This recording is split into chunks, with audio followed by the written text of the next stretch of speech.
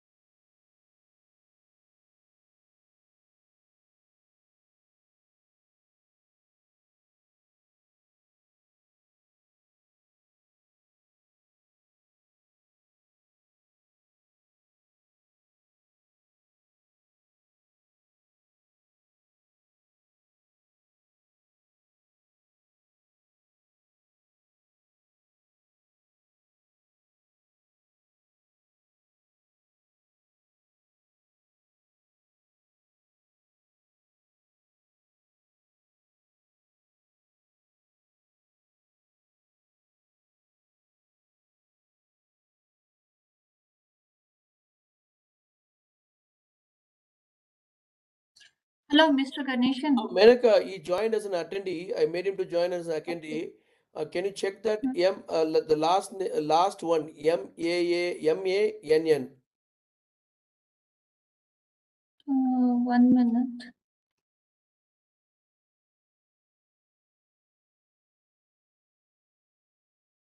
Can you type the name in the chat box? Yeah, I'm doing that now. Manikandan. Manikandan. MA. It shows clearly. MA. Yeah. It's there. Yeah. Prashanti. Yes, ma'am. Yes, ma'am. Please make him panelist. Yes, ma'am. Yes, ma'am.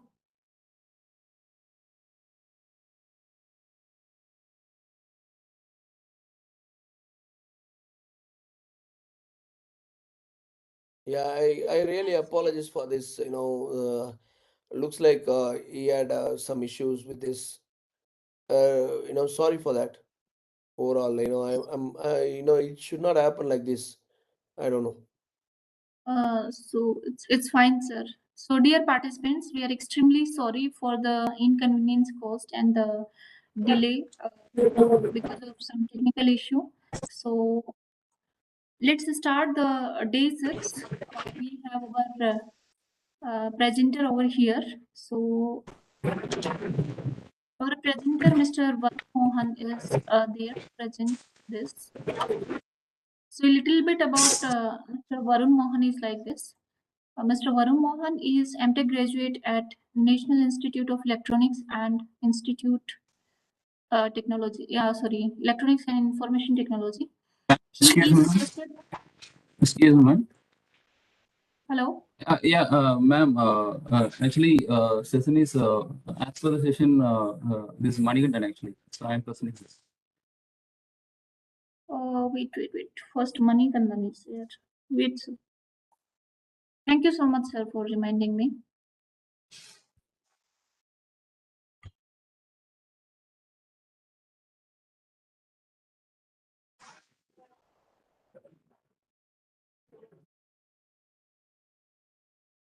Yeah, sorry. So, our speaker for first session is Manikandan, sir. So, a little bit about Mr. N. Manikandan is like this. He is an open source silicon activist and open power advocate. He has received a B in Electronics and Communication Engineering from Anna University, Chennai, India. And he has received ME in VLSI Design from Anna University, Regional Campus, Coimbatore, India. He completed his doctoral research in School of Computing at Sastra University, Tanjore, India. He has 11 plus years of industrial, academic, and research experience. He has stepped out a chip with Google sponsorship. His research interest includes VLSI architectures, system on chip design, FPGA based system designs, domain specific architectures. He is a member of RISC-V and OpenPower and OS FPGA. So, thank you, Dr. Manikandan. It's over to you, sir. Thanks for the introduction, ma'am. Are you able to see my screen? Yeah, now? it's visible. You have to make it in slideshow mode. You are audible also, sir. Yes, ma'am. It is on system on chip, right? It's a black screen. Are you able to see it now? Yeah, it's No, full visible, screen. sir. Okay. Slide also transiting, right? Yeah, slides are visible. Is it changing, ma'am? I am changing the slides. Yeah, it's changing, sir. Yes, sir. Okay. Thank you. Thank you, sir. Yes, ma'am. Good morning, process and audience. I seriously apologize for the delay which is happened. So it is because of antivirus and Windows 11 contradiction which happened with the WebEx. So I seriously apologize for the delay. Right. So let us quickly get into the things. System on chip and its components. So till the previous sessions, we would have got the technical sessions on the fundamentals of instruction set architectures and the processors and how to create the processor and how to do the simulation for the processor and how to dump the processor into the FPGA. So now we are going to move a little bit forward from that particular process design step. So now in this particular thing, we are going to see how to make use of those processes to create useful systems. And if you want to create a useful systems, then what are all the components we need to have? So that is what the overall goal of this particular one. And here I'm going to cover uh, the system on chip and the basic components, as well as the high level implementation of system on chip.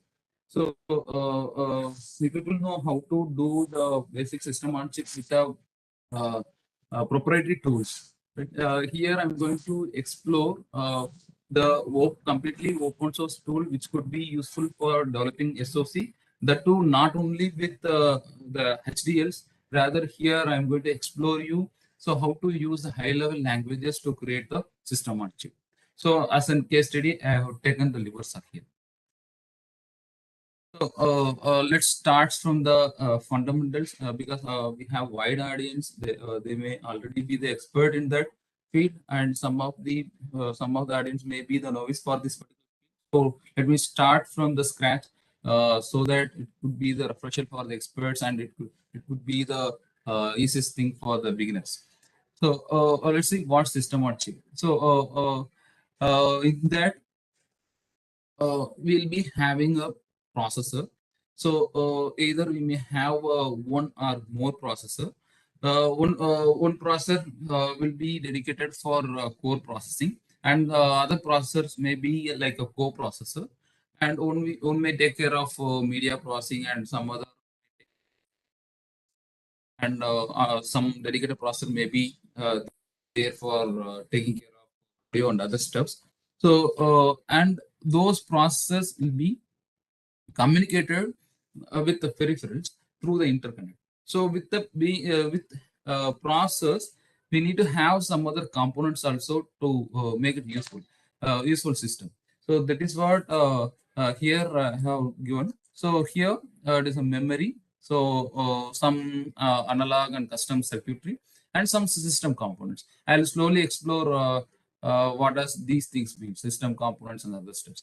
So at the outset, a single processor or a group of processors uh, tied with the peripherals and the memory through some interconnects is called a system on chip. This is a fundamental system on chip model. And let's see what is the difference between the SoC and the processor. So here in the SoC, we may have a simple processor or multiple processor. If we are talking about multi-processor system, then all the processor may be of same type or of different type. So if it is of different type, then we'll be calling that as heterogeneous system. And in the case of simple processor, we'll be having a few processing cores, and it may be also complicated in the case of workstations, and mostly it is a homogeneous in nature. So all the processing cores are of similar nature, and they'll be dedicated for some computation purpose. And regarding the caching, so usually system on chip is shortly called as SoC or SoC, and it will have one level caching, and mostly it will be of small in size, because the entire system is going to reside over a single chip of specific area. So we can't afford for the greater memory area. So here mostly we'll be having the few KBs to few MBs. That is what the cache size of any system on chip. In the case of processor on chip, we may have different levels of caching like L1, L2, L3 caches, and we may have the different sizes as per the need. And related to the memory, so in the system on chip, usually memory is embedded. We'll be having the on-chip memory. But in the case of processor general purpose computing, here we'll be having very large, the two with the different hierarchy, like SSD and other stuffs, external hard disk, all other stuff, different levels of hierarchy we can have. Related to functionality, SoC will be mostly designed for special purposes, and it is general purpose in the case of process. So interconnects, if we're talking about interconnects, usually the communication and all happening within the chip. So we need to have a wide interconnections which can give us a high bandwidth. So in the case of process, it will have different levels of interconnects, like high speed bus, low speed bus, peripheral bus, like that. The different interconnects will be there. So and most of the things are happening through the cache, because cache will be tightly coupled with the processor. So that is the fastest interconnect which we have in any computing system. So related to power and cost, usually system on chip is targeted for low power and low cost, but in the processor on chip, usually it is of high cost. So related to operations, usually SOCs are standalone, but the processor needs other chip for doing any useful task. So this is the basic comparison about SOC and the processor, because you have already learned about the process. So now we are slowly getting to the SOC. So now let's see few examples which we already know, but we might not have noticed it. So I'm going to list few of the SOC which we are practically using it unknowingly actually. So this is one of the example. So Qualcomm Snapdragon. So almost all the mobiles, so whatever we have in our hand, so all the handsets, whatever we have, almost all the companies are using Qualcomm Snapdragon SOC. Actually, you might have seen in that mobile phone specification itself. So some octa-core or quad-core and Snapdragon. These are the usual words whenever you are looking into some mobile phones. So these are all a kind of SOC. So and you can able to see here, right? There are different CPUs and GPU even and DSP for a multimedia processor for audio and video, and connectivity for 4G and communications, and for handling the camera display. So all the segments are there. So this is what the power of SOC. So we can have a heterogeneous system with appropriate connectivity that will solve the purpose. So this is another one. So iPhone. So yes, iPhone has also system on chip with their own custom architecture. They won't disclose it actually. So here you can see it has its own architecture with the ARM and interconnects. And this is what iPhone SoC physical structure actually. So here you could see this is what ARM Cortex 8. This is a old one, right? So within this only whatever here you mentioned that that system is residing.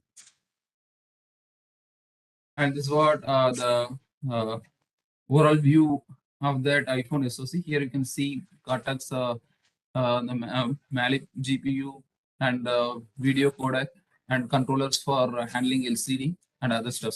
So you can see the various components for handling the Bluetooth, Wi-Fi, and modem, even GPS. They're dedicated thing, but everything will be residing in a single chip.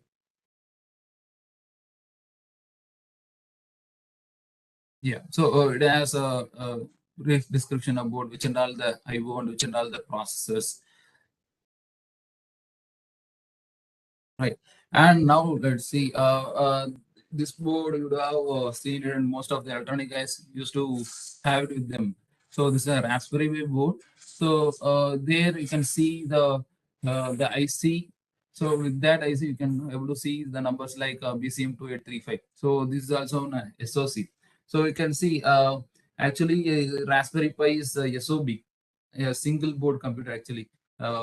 So it will have the capability of doing all the stuff. Whatever our laptop is doing, the entire thing can be done with this particular Raspberry Pi board. So who has given the power for the particular board? A single chip actually, right? So you can boot the Linux, and you can have the interfaces, USB, Ethernet, Wi-Fi, even camera, and you can connect it through HDMI. You can play the videos. So it is actually the single board computer, this one. So this the power for this Raspberry Pi board has come through this particular SoC, like BCM2835. So it has all the capabilities and the components whichever the big system want to have. And let's see some more quite complicated SoC. So it is a NVIDIA Tegra X1. So this is for graphical applications. You might have heard this particular thing. And this is also an SoC. And here you can see hundreds of cores present in this. So here we are able to see the tiny square boxes, right? So all the tiny squares are the cores, and it has some other cores for taking care of video processing and memory handling and camera and other stuff. So here you can able to see the separate audio engine too, right? So this is also the SoC, but it is a quite complicated SoC one. So you can see, so two disease cores are there in this particular one, and it has for high performance 857-bit cores and memory controller and USB and audio engine and all other things. So entire things are all there in a single chip.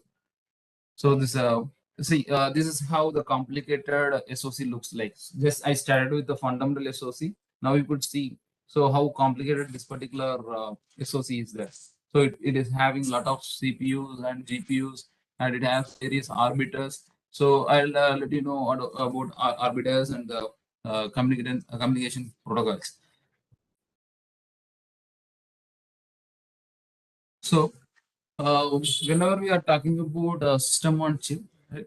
So whenever it is getting complex system within a single chip, the design is very challenging, and there are right tools are needed for creating the things. And moreover, so whenever we want to uh, create the components along with the process, so we need to pick the right IPs. So IP in the sense, uh, yes, IP intellectual property course actually. So here we have to get the things, and we have to connect it together. And once it is done, then the verification is the highly challenging task actually. So let's see the what are the base elements. So now we have seen the overall picture of the SoC from the tiny SoC to quite complicated SoC. Now let's see the each and every components which need to be learned for creating our own SoC. So the first and foremost thing is that clocking circuitry. So because if you are doing the homogeneous system, that system will have only one processor with some interconnects. So there it is enough to have a single clock frequency. But suppose if you want to have heterogeneous SoC, it will have multiple cores which is running with a different frequency, because each and every application needs different frequency of operations. Like if we want to run a video application, or if we want to have baseband application, so each and everything needs to have different kinds of frequency. So that need to be essentially supplied by the clocking circuitry. So how the clocking and all done for SoC? So usually we'll be receiving the clock for SoC through the crystal clock. So it will be physically present outside. It won't be there within SoC. But in order to, it will generate based on the complexity of the system. Either we may have a single crystal oscillator or more than one crystal oscillators to generate the frequency. If we are developing the simple system, it will have a single oscillator. It will give a single frequency. But if you want to manipulate the frequency, for that you need to pick a thing called PLL, or multi-mode clock management units are there. So those kind of multi-mode clock management units you have to pick as an IP core, and you have to keep it with your SoC. So that particular clock management unit will receive the single frequency from the crystal oscillator, and it will generate multiple frequencies based on our need. So PLL can be useful for creating frequencies, right? It can be used as a frequency synthesizer. So different frequencies can be generated through this PLL, and this is how the things are attained. So without PLL, we can't generate multiple frequencies actually. So, and the second and foremost component is that very important component is the CPU. It's the brain of any computing system. And when we are talking about CPU, so as of now, so whatever system you have in your hand, or the mobile phone or any smart computing devices, all the things and all invariably having ARM Cortex. So you just imagine ARM Cortex processor are different variants of ARM processors. So, ARM is the proprietary core. So whenever they want to, some company like Qualcomm or Broadcom or some other company want to make use of that particular ARM processor, then they need to pay the royalty for that particular company, so that particular cost also incurred by the end user. As a customer, we have to pay for that cost, right? So now, because of this electronic revolution, so a lot of people are thinking about replacing that particular ARM processor with a well stable open source code. So that is where we are actually.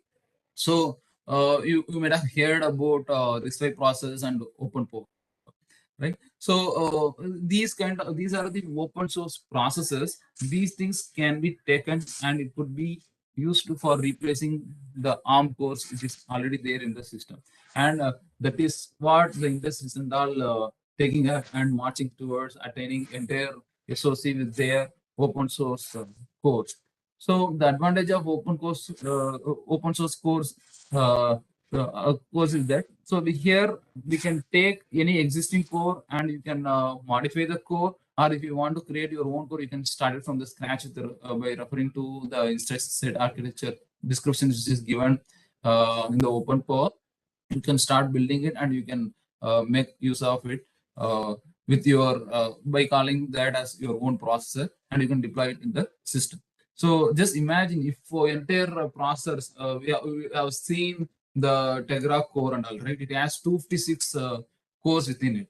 Just imagine we are paying the royalty for all the 256 cores. That is why the GPUs and all that much cost. So if you are able to replace all the CPUs with the open cores, then we'll be getting those components merely less than half the price. So that is what the power of open source cores actually.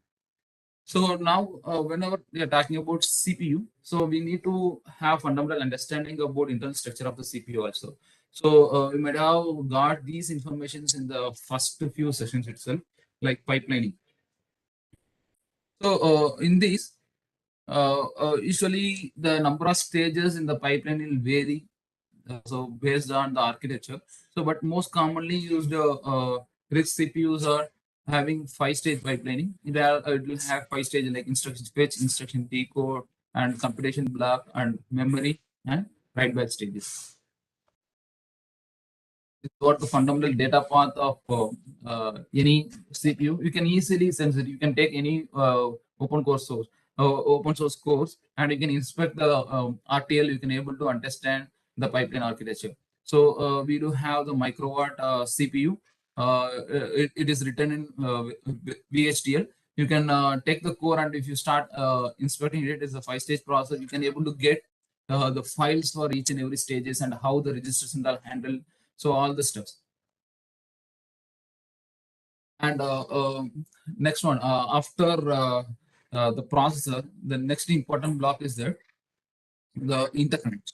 So here there are various, even we may have multiple processor and the process need to be interact with the peripherals and memory. So here you can see it is connected to instruction memory, data memory, and the memory controller for handling some feeding the data record for this particular computing system.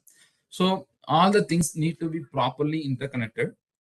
So for that, we'll be having the buses, it's a group of lines, and it is usually following the master and slave structure. And in order to moderate in the sense, suppose we have the processor and the processor is connected to multiple components.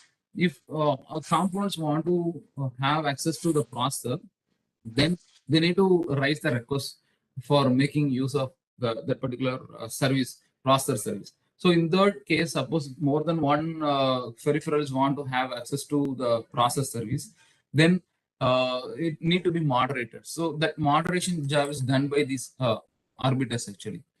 So that is what the job of this arbiter. And whenever you are connecting the peripherals with the processor, that peripherals will be assigned with the addresses. So through that only the processor will identify the component which is being connected with the processor. So usually for type coupling, they'll be using a memory mapped interconnect. Memory mapped interconnect in the sense uh, the peripheral will be considered as an internal memory of the processor. So in that way, it will be perceived. That is what memory mapped interconnect. So you might also hear about IO map IO. That is a different thing. So memory mapped interconnect will consider the peripheral which is connected with the memory mapped interconnect as a internal memory, and it can directly have access to read and write and other processes. So what are the types of interconnect we can have for these memory mapping thing? So we can have AXI4, Avalanche, and Wishbone. So now, so previously it was owned by ARM, but now almost all the three and all become open source now. So here I just mentioned who and all started to use this AXI. So initially it is done by ARM, right? And it is used by Xilinx, but now anybody can make use of these interconnects. So Avalanche is the proprietary of Intel, but now it becomes open. But Wishbone from the scratch itself is an open source interconnect. Why we need to have different kinds of interconnect? So it is up to the peripherals and the processor. So what are the peripherals you have, and what are all the interconnects that peripherals and are supporting? Because all the peripherals and all won't be made by the SoC designer. So they'll be keeping the processor, they'll be picking different components, and sometimes those components may not have the similar interconnect as other components. So in that case, they'll be doing the interconnect conversions and all. So whichever having the majority interconnects, they'll keep that, and whichever components not having the similar interconnect, so they'll try to make use of that with that interconnect, or otherwise if they want to make it uniform, then they'll be creating the wrappers and the converters for the interconnect to establish the communication with the process. So this is a basic cycle diagram. So how the Wishbone cycle, Wishbone read and write cycles and are working. Anyway, I'll be discussing these things in the next session in detail. Right. Now, next, another interconnect is the streaming interconnect. So it is a highly important one. So previously, whatever we have seen is able to transfer the data for limited size. But in the case of streaming, you can send huge amount of data. For data transactions, you can use streaming internet. So here we have AXS stream protocols. So that AXS stream protocol will support you to transfer the data continuously for especially for video, HD video applications. You can make use of these streaming, and for high performance computing and cloud, the frequent transactions happening through the system. So for that also, the data communication between the memory and the processor will be done through the AXI streaming rather than simply AXI. Correct. So frequent transaction will be supported by streaming. So this is the basic thing. The AXI4 stream is there, Avalanche stream is there. There's no streaming in the Wishbone. But anyhow, this AXI4 and Avalanche also be available for us to make use of data transfer, continuous data transfers. And next important component is that DMA, direct memory access. You might have heard about it. So whenever we want to have huge data transaction without processor intervention, then the control can be transferred to the DMA, and DMA will take care of the transaction once it's get the grants from the CPU. So here, so memory want to have a data transaction through the disk controller, then need not to wait for the CPU to do grant. Rather, first the controller, disk controller will ask for the permission to make use of DMA, and once the DMA CPU sends that it is a consistent transaction where CPU don't want to involve, then CPU will grant the permission to the DMA to take care of the data transactions. So the data transaction will happen through the DMA rather than CPU, and CPU may be useful for taking care of some other processes. And Another important component is that PCI Express. So nowadays, whatever GPU or whatever SSD we people are using for computation purpose, that will essentially have this PCI Express. So it has different variants. So based on the number of lanes what we have, so it is a separate area, but it is somehow complicated than other interconnects what we have seen, right? So if you want to develop the GPU kind of systems, so those GPU systems need to have this kind of PCI interconnect. But it is too early to learn about the PCI. So if you're really interested, you can check with the PCI Express. So now it is migrating from Gen 3, Gen 4, and become Gen 5. So that and all based on so number of lines what we have, and how fast the data transitions and all happening through the system and the PCA.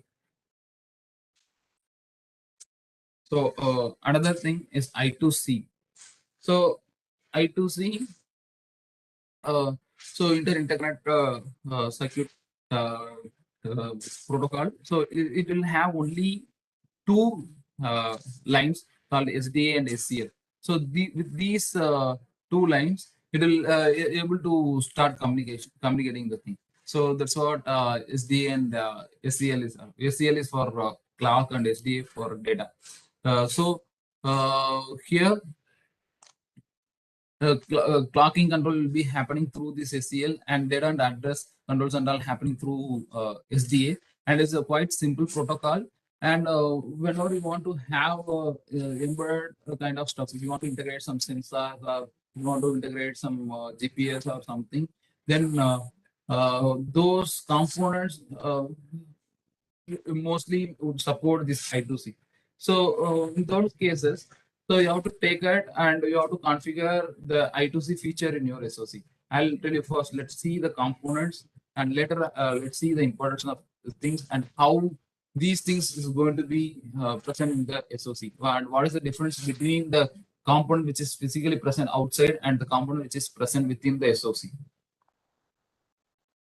And there's another simple protocol called SPI interconnect, right? So it follows SPI protocol, and this also follows the master slave. All the interconnects, whatever we are seeing, are master slave setup, and it will have the clock and MOSI and MISO things. So here MISO master input slave output, and MOSI master output slave input.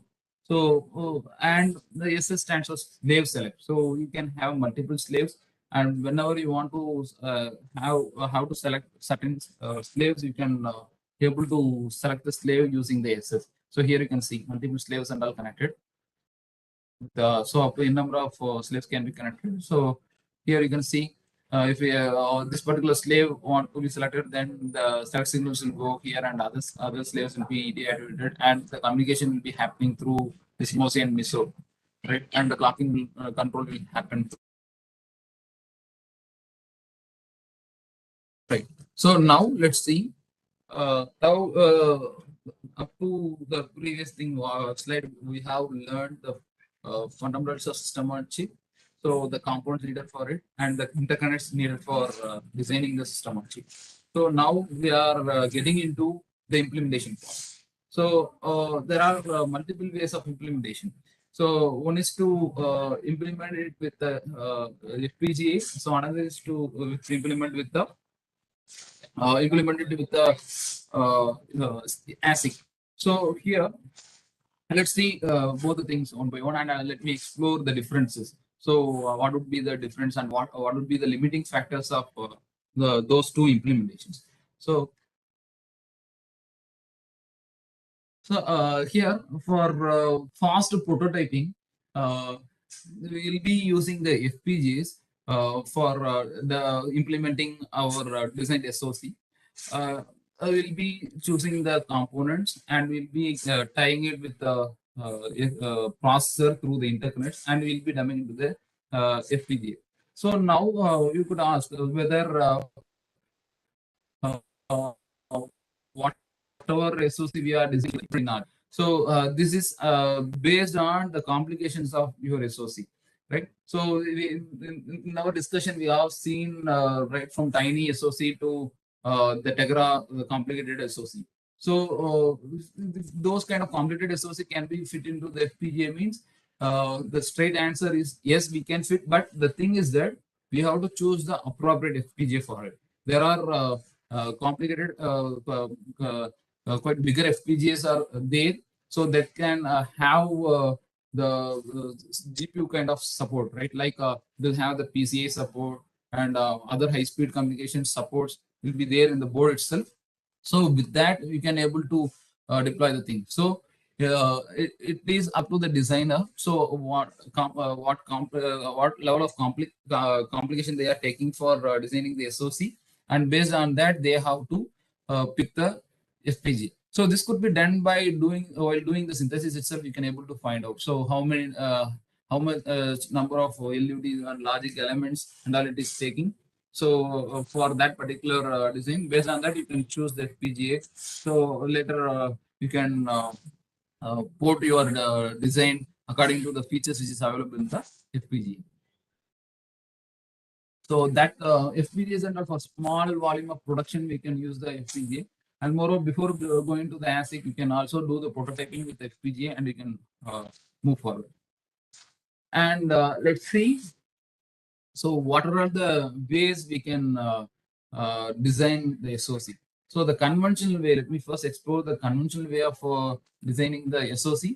So later, let's see how the things are happening the recent way. So now in the conventional way, so we'll be using the HDLs actually. So either VHDL or VLHDL or system Verilog will be used for creating the processor and IP cores, and it will be integrated with each other. That interconnection is also described through the HDLs only. So that is what the conventional way of doing the thing, right? So, but it will take more time, and moreover needs more a lot of expertise. So the HDL engineers need to be there, and the RTL engineers need to be there, and they need to think about the various possibilities and the issues which may come, the timing issues and clock domain crossing issues, all the stuff they have to get into, and they have to carefully design each and every IP. Then later they have to integrate. So that is how the things are all going on. So now the open source, because of the development of open source era, see here we have got the recent and simplified thing. So the things that are marching towards anybody can design SOC like that. Yeah, even a software guy can able to design their own SOC. That is what the thing which is happening nowadays in the industry. So now we have got the tool called Latex with the imagine libraries. So combined together, which will produce the system on chip. So that is the trend now actually. So you might have heard about high-level synthesis, right? So in high-level synthesis, they used to have the C code to create the system on chip, and even OpenCV and other kind of stuffs will be used for creating the SOC, right? Similar to that here, because nowadays everybody knows Python. So here the concept behind this particular Latex Flow is that so you can make use of your Python knowledge, and all the IP cores are defined with the defined in Python, and you can able to just interconnect those modules, that is IP cores which is written in the Python, as it is the software engineer used to do, like calling the function and merging the one function with another functions, or establishing the interaction among the functions. In the same way, we can create the stuff, and that will give you the SOC, which can be implemented in the FPGA. So that is the trend now, and within a day, 1 or 2 days, right? By Monday or Tuesday, we'll be having the session on this Litex, right? There you will be learning how to create the SOC with the Python stuff actually, without knowing HDLs. So all the HDLs and all will be taken care by the Litex tools. So it is enough to know. So what all the IP cores are there, and you need to know the port details. So what are the ports are there in each and every the software IP. It is like a number of arguments we use to pass for any software functions, right? So this will have the list of arguments, and the processor will have a list of interconnects like a variable. You can match those things to create the system. It is interesting stuff, and we will be going to learn in the forthcoming sessions actually. Uh, and here you can see this is a Latex Flow, and this Latex Flow integrates the FPGA tool chain, and it will also have the board files in the targeted file, because the Latex SoC as of now is targeted for FPGAs, not for ASIC. But the things and all development things and all going on for taking it forward to the ASIC. Actually, this as of now it is only for FPGA design. So here you'll be having the MIGen. It is actually literally it's a library, right? So which will have the list of commands which you can use it to create the system.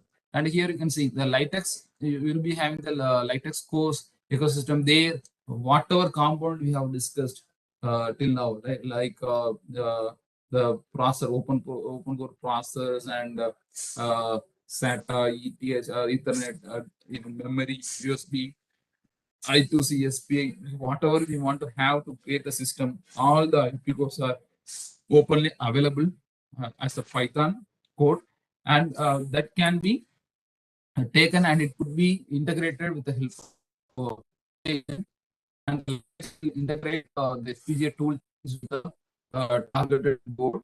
And once it is done, then you can realize your own design the FPGA. So here you can see the link Enjoy Digital. So they are the person who have developed this Latex. You can find a good number of tutorials and videos to make use of Latex to create the thing. Anyhow, we have the session and one or two that will give you the better insight and a quick overview how to get started with the system on chip, and how to do the hello world running over that develop SoC, right, like that. And in afternoon session, you have another hands-on session. So there you will be learning about deploying the minimal SoC. So here we formed the session something like that. Here we have given the introduction about the components and the SoC design. Now afternoon hands-on session, you are going to learn how to bring up the processor within the tool chain, and how to take some GPIOs, and we used to call it as the micro SoC. So that Varun session. So we will be taking processor and the component, minimal component, whatever here we have discussed. Then he'll create one SoC, and he'll teach you how to place your own SoC actually, and it will be done into the FPGA, and you can see your FPGA is running over FPGA. That will be quite interesting. Right. So now we have discuss about the components, tools, and how to do the steps with the FPGA. Right. So now whenever we're talking about the system on chip real implementation, so keep on we learned about I2C, SPI, AM, USB, and a lot of other components. Right? So we will ask how those components will look like. So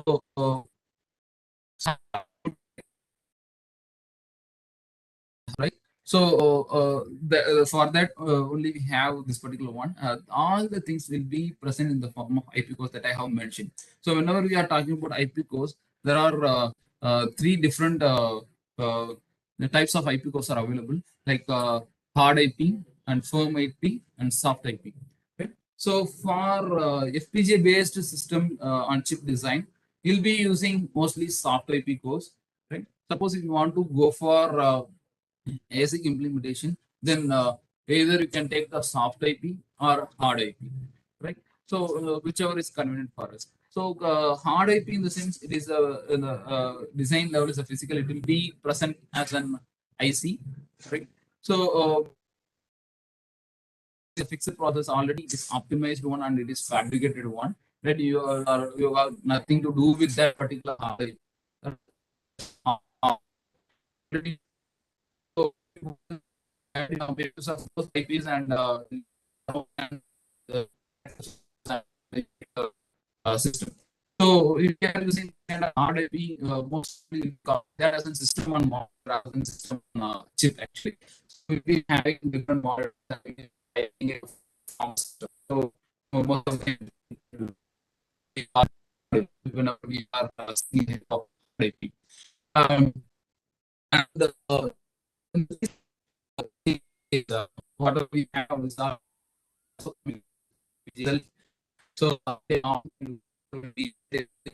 and now we can also solve the system. That could be like the idea the and allow to programming and so optimization custom is what we have this. So yes, in the form of here Sir, your voice is not clear, sir. Breaking.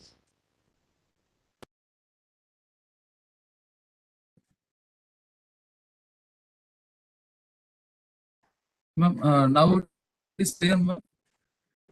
Yes, sir. It's clear now. Okay, so, sorry.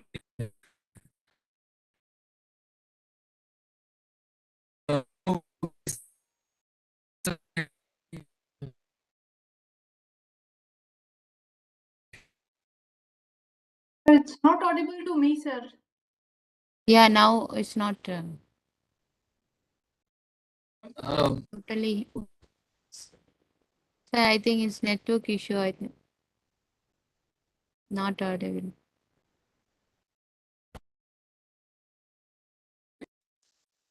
You can't hear you.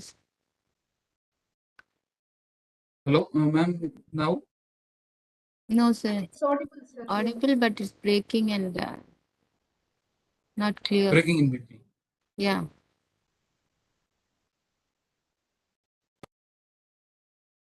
Range now.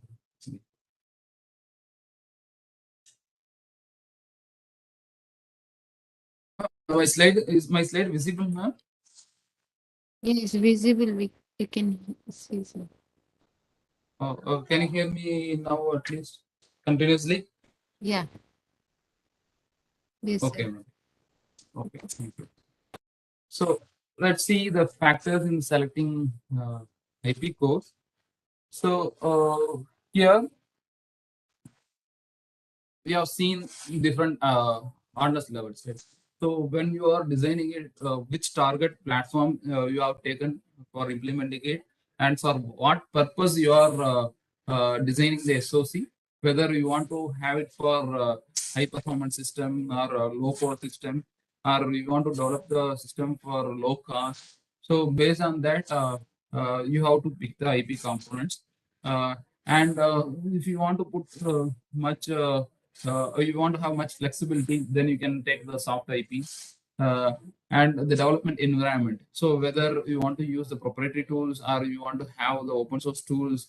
So based on the licensing need and the simulation model, the once you have done the SOC, how you are going to simulate it, that and all you are going to learn it in near future actually, and the support libraries. And whenever you are designing that thing,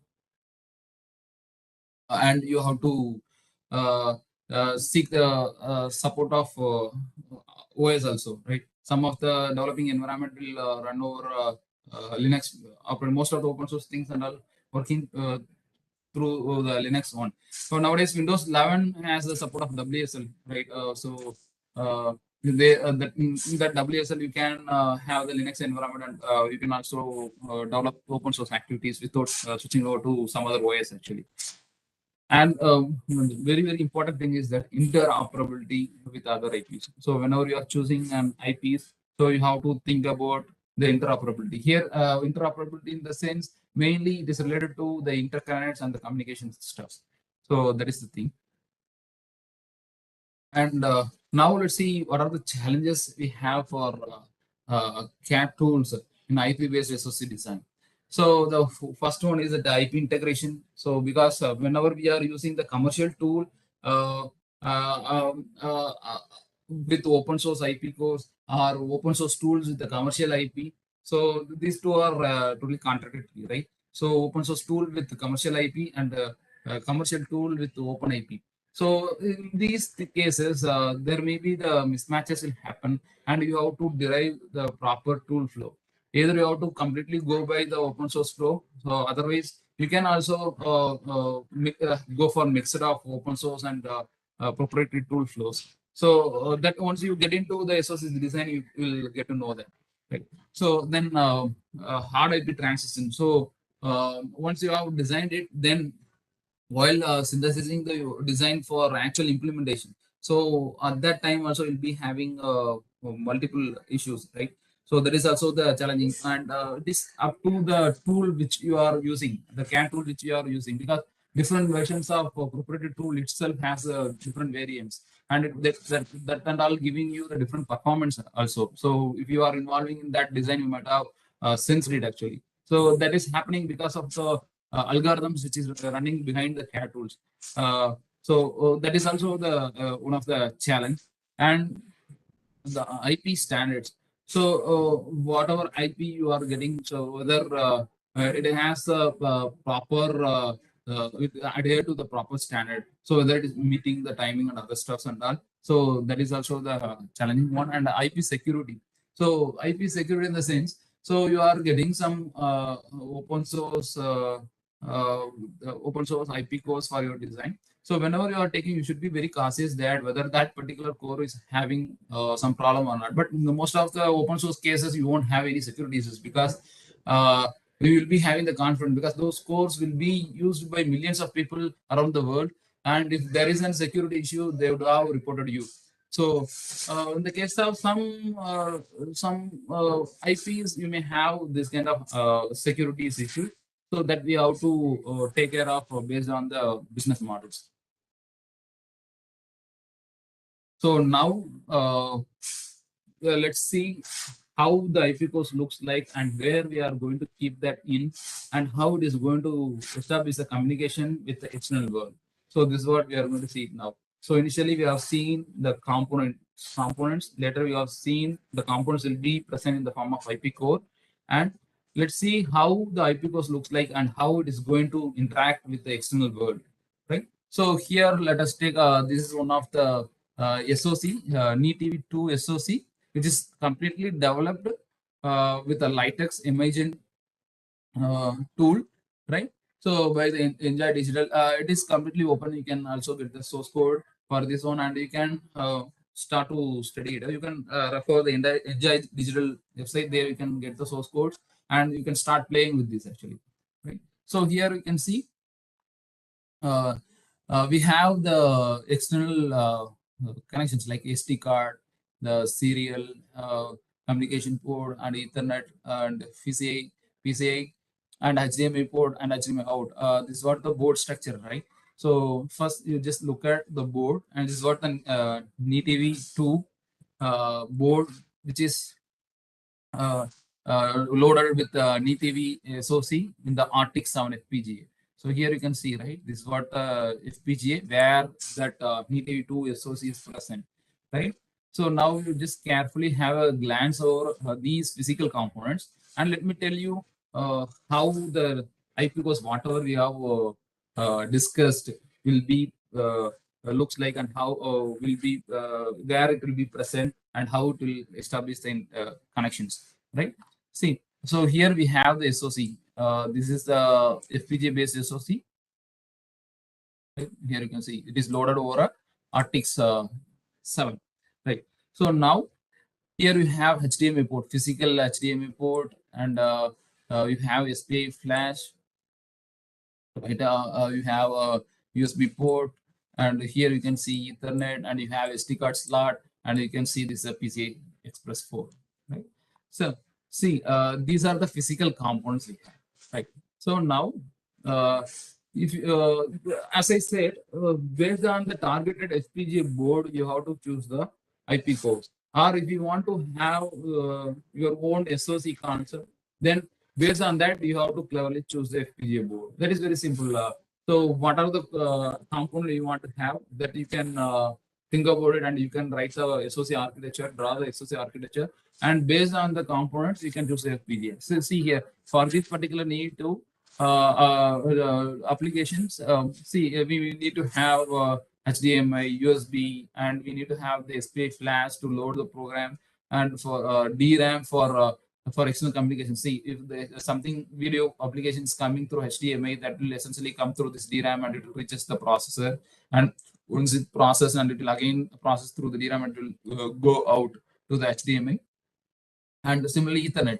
Suppose if you want to have the internet connectivity, then we need to look into the support of physical internet.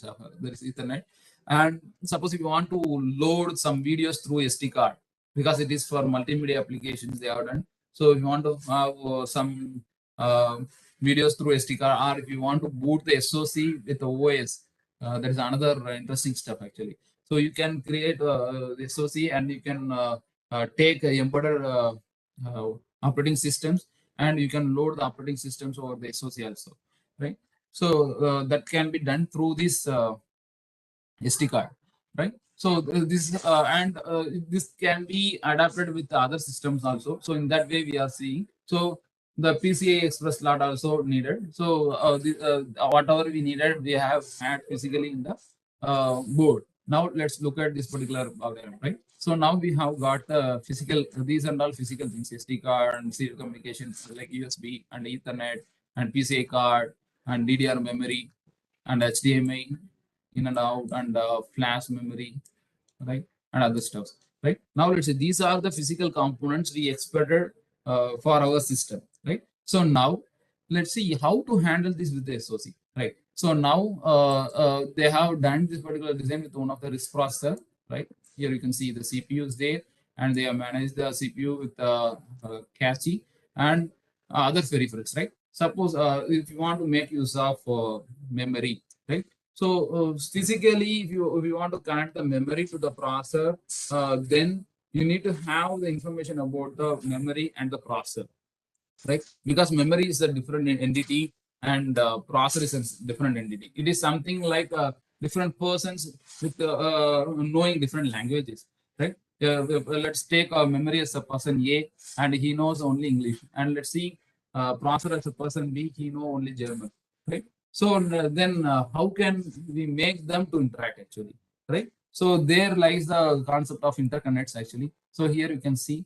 So we need to bring up the common one. So what we have to do is that we should take the thing which could understood by both the persons, right? So for that we will be having the controllers. Here we have the light DRAM, that is the Latex DRAM memory controller, and that memory controller will act as a bridge between the processor and the memory, right? Similarly here, if you carefully observe, here you would have noticed that all the interconnects are based on Wishbone, right? Because as I already mentioned, open source IPs, almost all the open source IPs will support Wishbone buses, because Wishbone is an open standard bus, right? So here we have to choose the component in a proper way. So here we have picked the component like SPI controller for flash, and RAM and timer controllers, right? And here you can see for physical connections, for SD card we need to have SD card IP.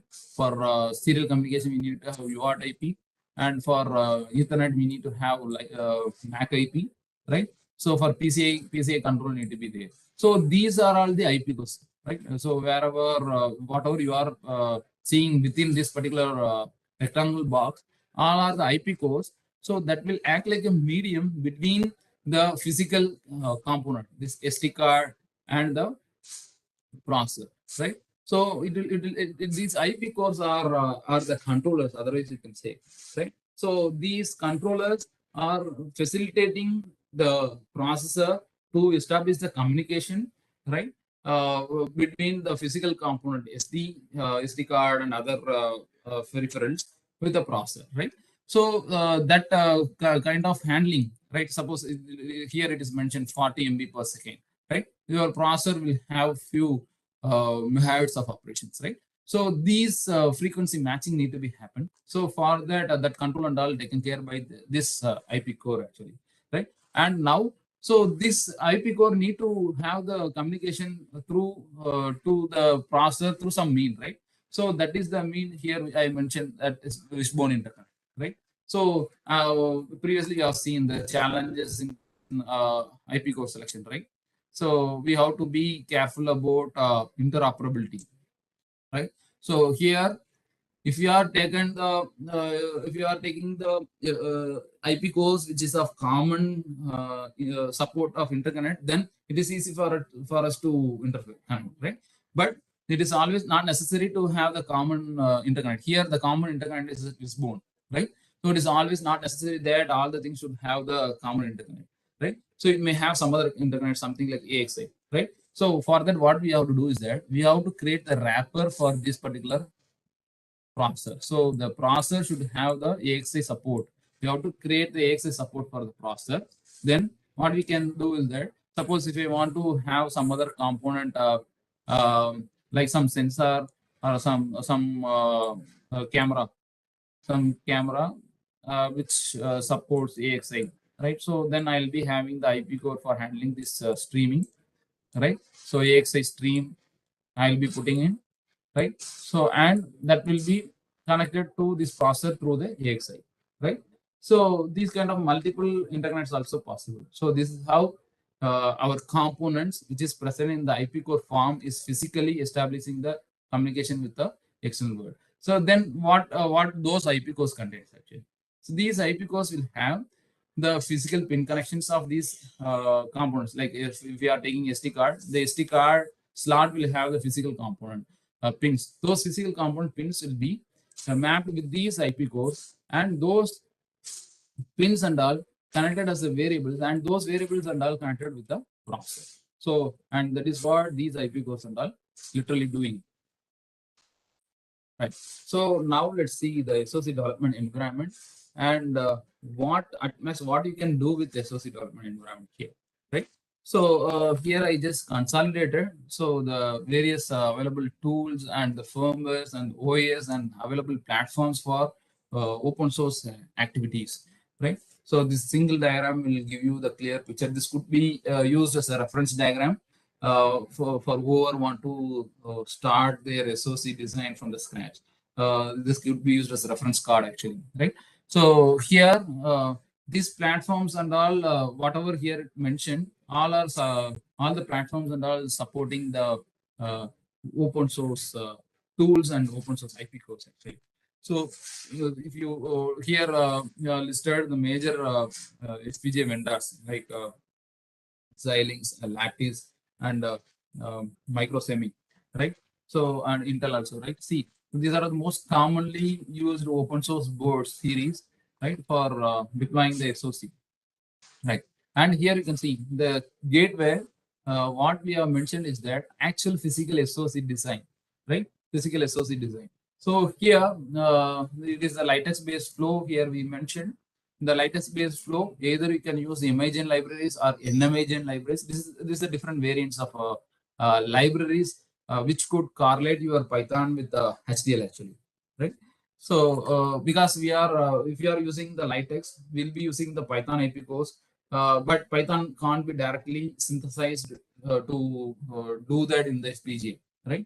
So there should be something behind the Python to make it as a HDL, and it has to be dumped into the FPGA for system design. So that and all taken care by the Imagen and or NMAgen, whichever you want, you can take it and you can do it, right? So the purpose is that it is reducing the complications of designer actually. So the designer need not to know the HDL. So it is if you are good at Python, then you can code the SOC with the Python knowledge, and the HDL requirements whichever we needed for implementing into the FPGA will be taken care by those libraries and the latest tools files, right? So that is the thing. But anyway, we can't avoid the HDL. So HDL and all paramount important for physical hardware implementation, right? So here we are keeping different layers of abstraction, and we are facilitating the designer with a high level tool so that they can code it with their own language, and it is converted into the FPGA understandable language with the help of these libraries, right? And here you can have various cores, right? So microwatt you can have Picorify, Minavera, right? LibreSoc, right? So here, if you carefully observe the dotted segments here, you can see. So, Latex supports all the listed cores here, right? If for development, you can take any one of the cores. You can make use of them for modifying it, or you can take that core and you can add your own IPs to create the system, right? So here we have mentioned, right, like microwatt, Pico, RV32, Minera. So all are lightweight. So it can able to load the lightweight operating systems. Right here we mentioned the right firmware, right? So the firmware, in the sense, it will have the lightweight OS. So once you have done the thing, then here you can see either you can run it as the bare metal. Bare metal in the sense without any operating systems, you can directly run a application by writing any high-level program, either a C program or something else, right? So for that purpose, you can use these firmwares, and MicroPython, FreeRTOS, and Cypher and Artems.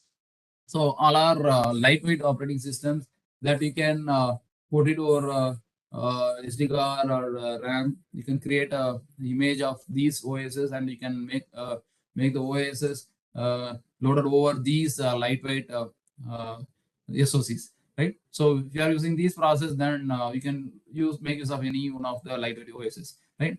If you are using these processes like Taiga, Vexris5 and Rocket and LibreSoc. So LibreSoc is based on purely open power process, right? Microwatt and LibreSoc are based on power processes, open power process. So this will have the full capability of running the OSs. Either we can use Debian or OpenEmbedded or any Linux OS can be booted over these particular thing, right? And here I see that these are the list of cores what we have discussed, which is available. These processors interconnected with these IP cores will form a system, and the system is with the help of the libraries can be taken into the HDL, and you can use these toolings for constructing your SOC and validating your SOC, right? So for simulating, validating, for all the purposes, you can use these tools, right? So once you have taken these components like cores and IP cores and HDLs, right? You can first use these lightest build tools to build the SOC.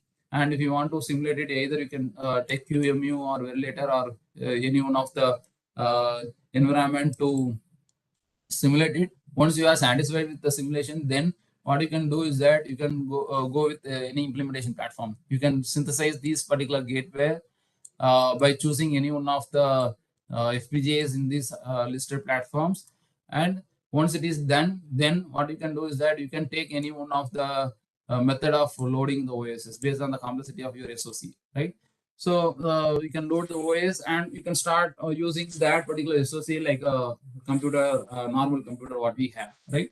And here the bare metal is the simplest one. So without any OSs, you can dump the design in the FPGA and you can write some C application or Python application. So for what you have created the SOC, and you can compile it and you can run it, right? So this is what overall SOC development environment, right? Now let's see the LibreSoc. It is a fully open source system on chip. So you can this I have taken as a case study, right? Because you have got a wonderful team, or you might have got the presentation from Mr. Dr. Lu, right? So he's a core contributor of this particular LibreSoc, and this is silicon proven SOC. So that is the reason why I am projecting this particular LibreSoc as a case study for our discussion. So this particular LibreSoc is completely developed with the Latex tool with the NMagent libraries, right? So all the source codes and tool flows are clearly mentioned in the this particular website. LiberSoc.org, and we have got a team to support and enable the designers so to make use of LiberSoc and to understand about the LiberSoc. Right. Let's see thing about LiberSoc. It is a 64-bit processor core, uh, and it is implemented with the PowerSR 3.0 instruction set, and it has 32 64-bit registers, and it supports of its own bus, right? And it also has another version with Series 66600 micro architecture, and the complete layout is performed by Catalyst 2 tool, right? So the whatever here mentioned, all the things and all going to be covered in the forthcoming days actually. So the LiberSoc and the needed for constructing the SOC, that is Latex Flow, and then the ASIC implementation flow, Catalyst 2, and even the OpenLane flow also is to be covered in this particular training sessions. And this is the fundamental architecture behind the LibreSOC. So this you can take it as a reference card whenever you are referring to the LibreSOC. So here you can see LibreSOC has inbuilt SRAM 4K, and it has SDRAM support and GPIO and external interrupts, PWM and PL for different clock synthesis, and SD card support, UART and I2C and SPI for various sensor connectivities, right? So this is the basic resource architecture of LibreSOC, right? So now let's see the another way of implementing the SOC. So the other way of implementing the SOC is the ASIC flow, right? So the ASIC flow, whenever we are talking about ASIC implementation flow, obviously all the persons will be running behind the proprietary tools like Cadence, Synopsys, and Mentor, right? So they are very costly tools to handle with and to start the design for any persons, right? Because they need to get the license. If they are associated with some institute, they can have access to the tools, they can start doing it. But all the persons are not afforded to those tools, right? And the open source community and these two tools are arrived as an uh, alternate for those silicon EDA tools, right? So the proprietary silicon EDA tools, namely OpenLane and Coriolis 2. So the OpenLane tool and Coriolis 2 both are of similar nature, by design, right? And both are silicon proven EDA tools, right? You need not to panic that if I started to do my research or started to develop my own project over these tools, will it be able to taken forward to till the fabrication? The answer is yes. It can be taken till the fabrication, because there are a lot of IPs manufactured with these two tools actually. Even I mentioned, right, LiberSoc. So LiberSoc and many IPs and all fabricated using Catalyst 2 through IMEC processes and OpenLane. So OpenLane tool, it supports Skywater 180 nanometer PDK, so 130 Skywater 130 nanometer PDK support, and Catalyst 2 supports 180, 130, even 90 also.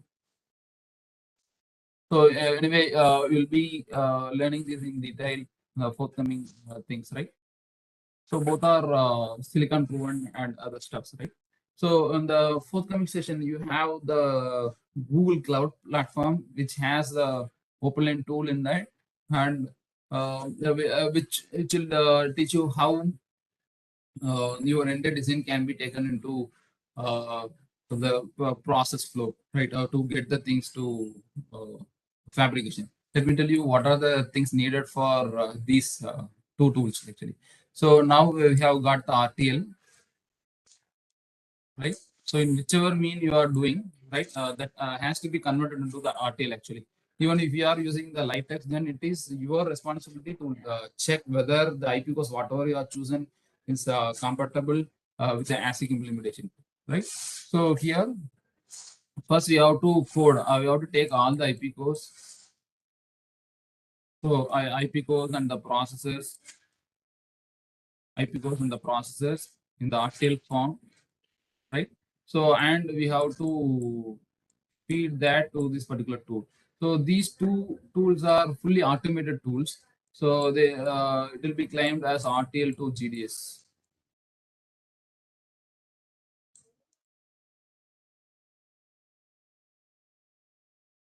Graphical datagram structure, information interchange.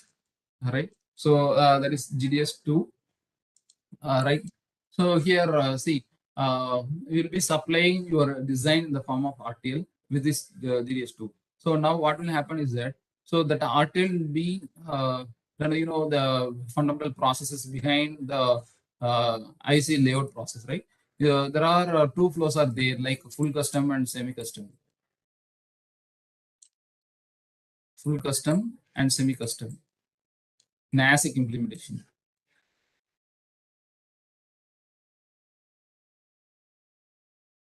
Right, full custom and semi-custom, right?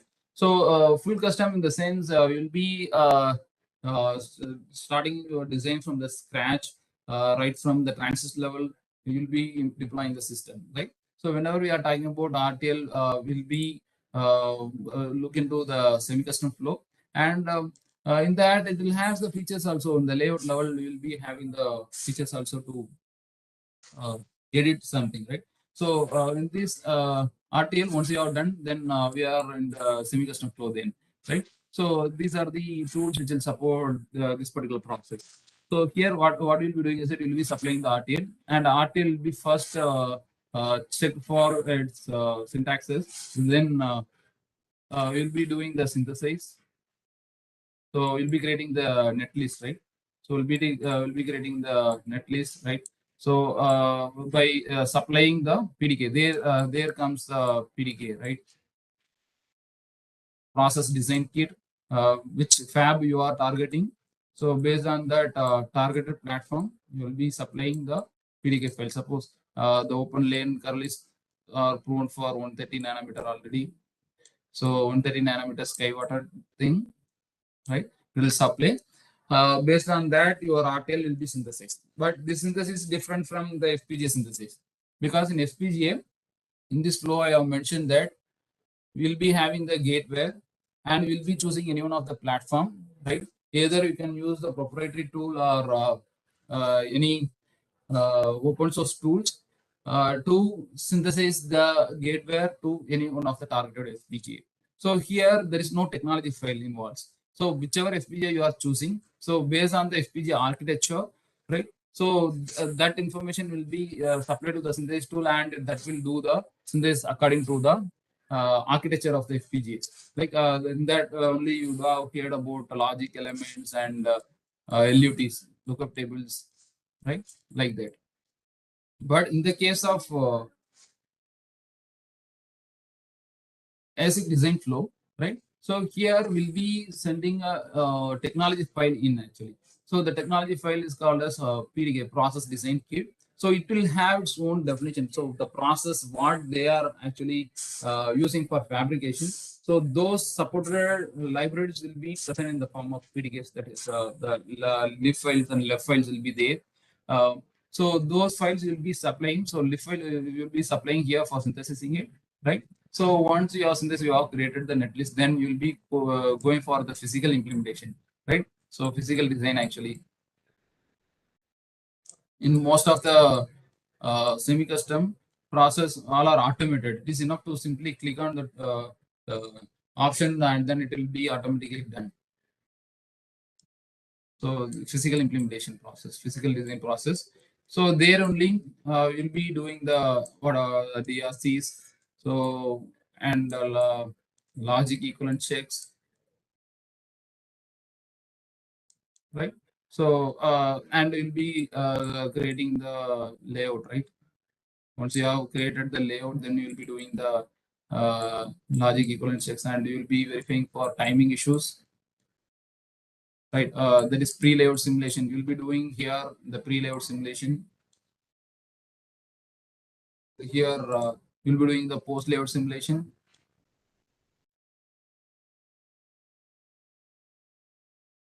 Excuse me.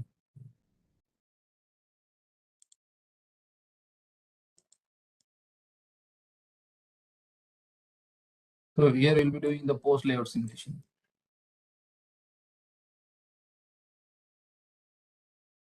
Right, post layout simulations. And once you are ensuring the functionality and timing, then you'll be finalizing it and you'll be creating the file called GDS2. And this particular GDS2 will be sent to the fab for the fabrication, right? So that is the process happening in the ASIC implementation, right?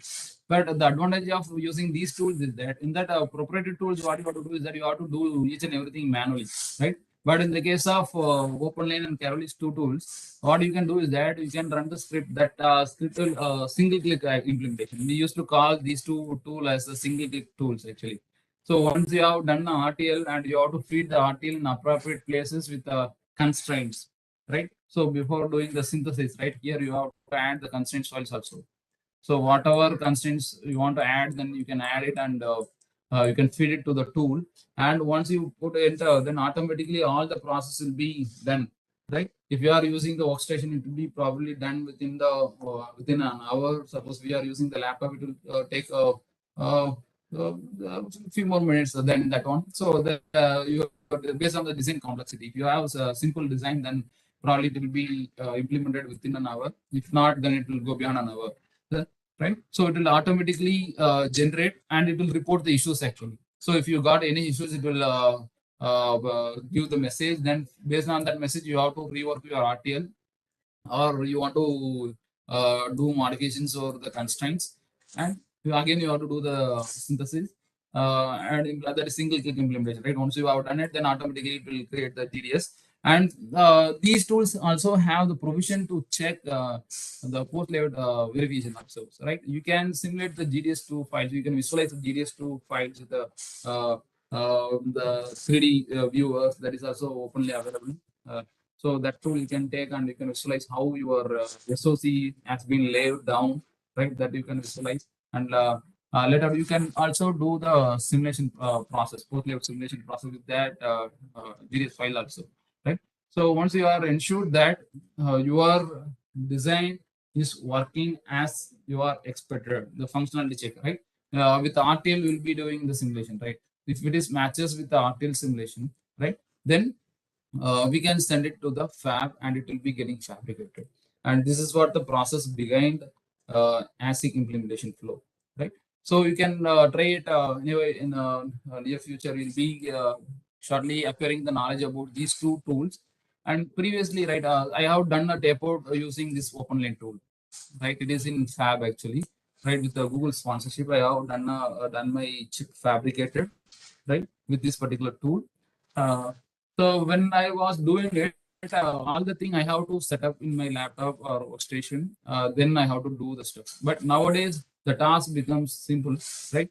So what they have done is that they have taken everything into the server actually. Even our OpenLane Keras to also there in University Oregon system now, so that you will be having access to, right? And this OpenLane is there in the cloud now, so you can make use of these tools over cloud. You need not to have good configuration for your system, or you need not to scratch your heads for installing the tools in your system. Rather, it is much simplified now. So everything is available in over cloud. You can make use of the cloud with the permission, and you can load your design and you can get details to done, right? So that is the thing with this, and this has made much easy now. So that's the thing, and I hope I have got few questions to clarify here. And if you want to have any clarification here, I can clarify. Any discussion? If you have any questions, please feel free to ask. Dear audience, if you have any questions, please feel free to ask. You may type in the chat box. We'll take the questions from there. Yes, ma'am. Actually, I got few questions in the chat box. Let me try to answer those questions. Yeah, please go ahead, sir. Yes. Um, because we asked one thing, why do we use multiple clocks in SOC? That means, do we need different clock frequency? Yes, it's a very good question actually. See, here let me take an example here. Even let us take this one, right? So here, that issue, what we'll be calling that as CDC, the clock domain crossing and all, right? So that issue, whenever we are using multiple clocks, that will come here. I'll tell you, right? See, here you are using the DDR memory, right? Change the color so that.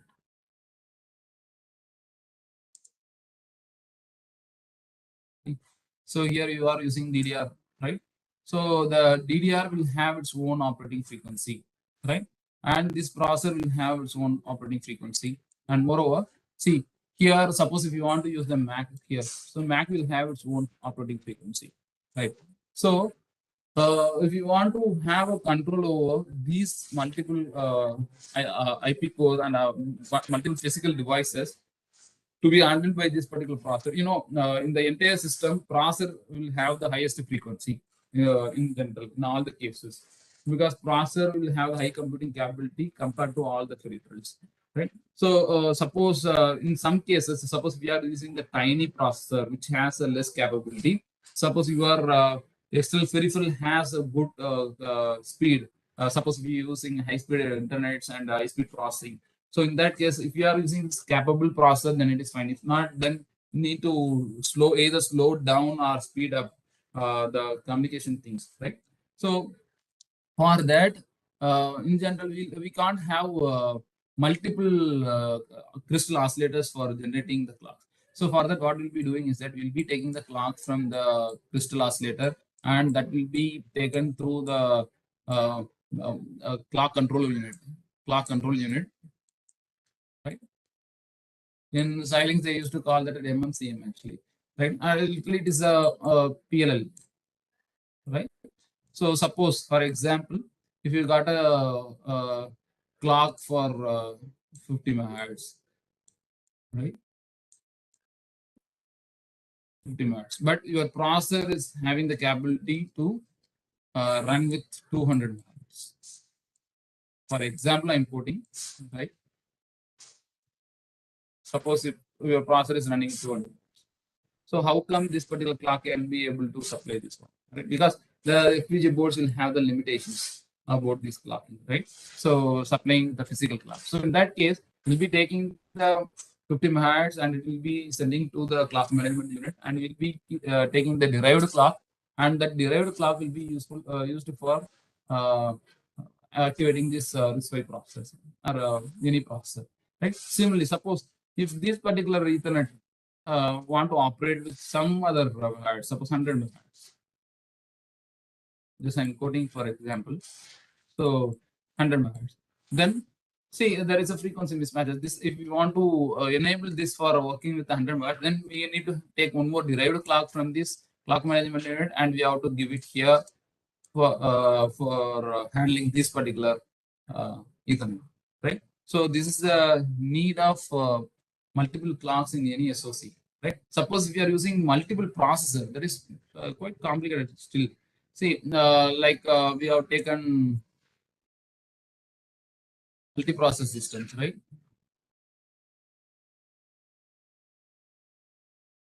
Like this, something like this, right? So here you have got GPU, right? So and you have got other process also, right? So here you can see GPU is a ARM processor, right? So we can't expect that these two things need to work with the same frequency, because this particular processor may be designed by some vendor and this processor may be designed by some other vendor. So we can't expect all the processors essentially need to have the same frequency. So it will have definitely, whenever we are getting into real-time systems, those systems will have different components which operates with different frequency. So in those cases, you need to know how to have a control over the clock. So that is the thing.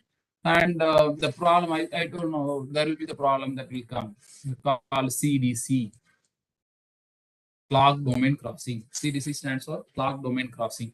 So whenever we have got this kind of multiple clocking system, so I say for example, this particular thing is working. Let me come to that old one, 100, 200 megahertz. See here, this particular one is using 200 megahertz and this operates with 100 megahertz. Suppose if you want to process the information which is received with this Ethernet, and if you want to transfer it to the memory, right, through memory, and you are going to take it to the processor. Let's see, like something like this.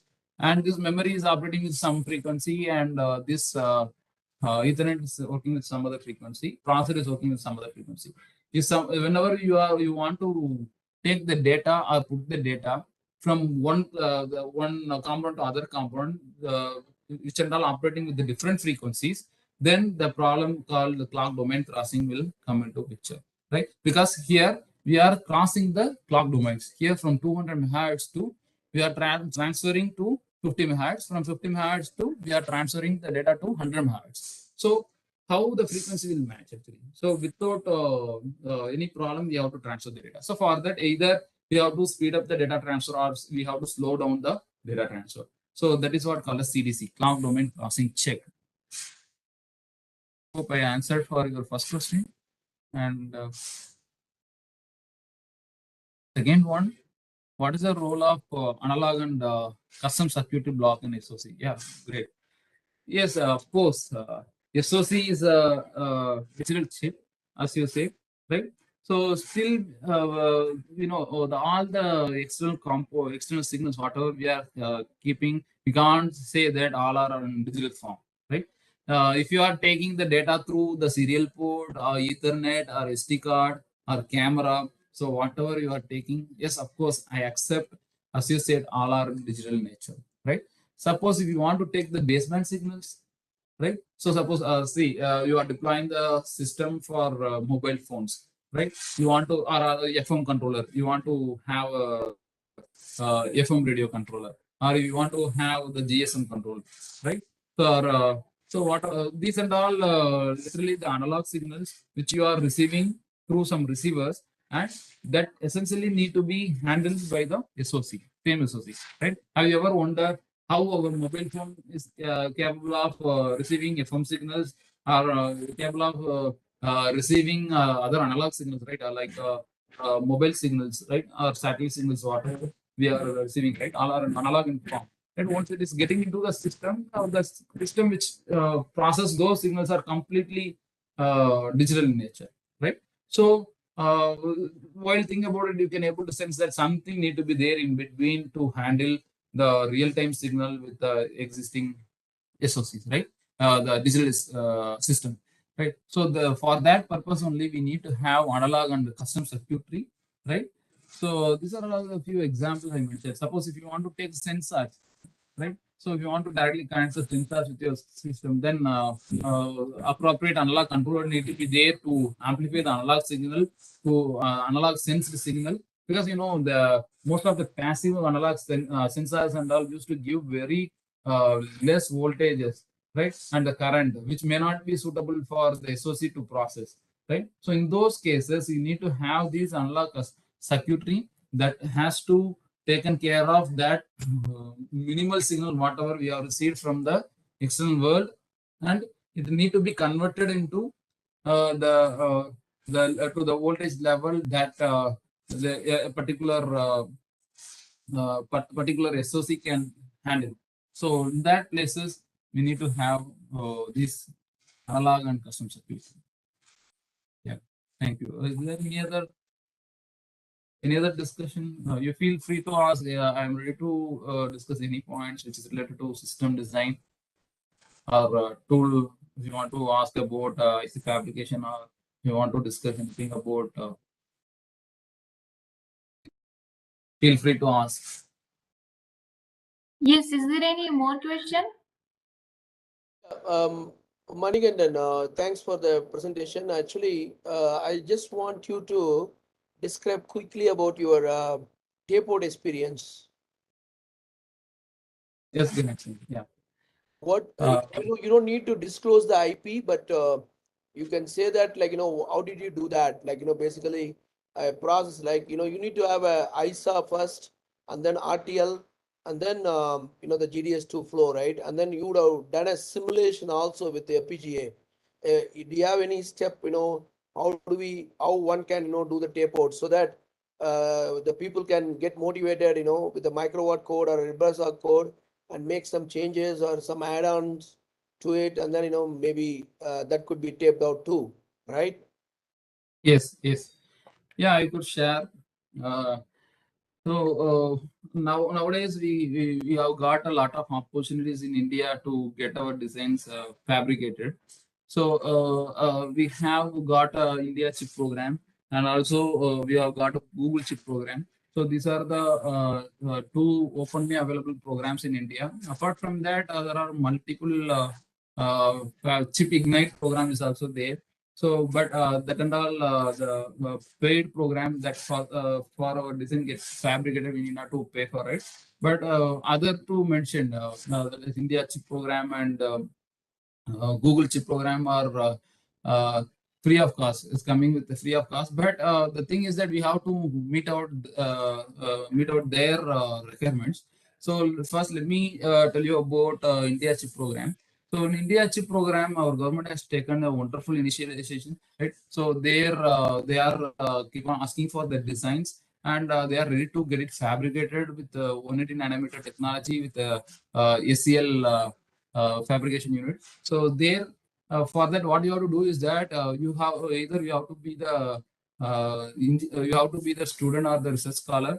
So you can you can propose your design to the chip program, and you can once it is got approved, then that design will be evaluated and it will be granted for fabrication, right? So but it will be happen yearly twice, so that you have to carefully watch, and you have to make your design ready. And once you are approved your design, then they'll be supplying you with the SCL 180 nanometer PDK. And again, you have to put your you may have done your design with any PDKs, right? GPDK or any other PDK with any kind of technologies, right? So that won't be the issue, but that you can use it for submitting the design to the government. Once it is approved, then they'll be supplying it with the 180 nanometer SCL libraries. You have to take it and you have to prove that your design is well fit in that particular design. So that is how you have to go if you want to do in that way, right? So that is one way. So another is that the Google chip program. That is where I have done. So it is completely open program, and it is the multi-project wafer run programs. And still, the MPW6 is open now, right? If your design is ready now, then you can very well submit the design to the Google. And once it is met the requirements of that eFabless, the company who's taking care of that particular chip fabrication process is that eFabless, and the PDK that they are using is that Skywater 130 nanometer. So this is what they are. And what you have to do is that they are giving one template. So it is somehow challenging one. In the case of India chip program, your responsibility is simply port your design to that SCL 180 nanometer. So by that way, you can directly, once it is approved, then it will be get fabricated in India, right? But in the case of Google, there are some restrictions and some challenges are there to understand, because they have the existing template called Caravelle. So they have got a Caravelle platform. Within that, they'll be giving you 10 micrometer square area. So within, let me tell you how it would be.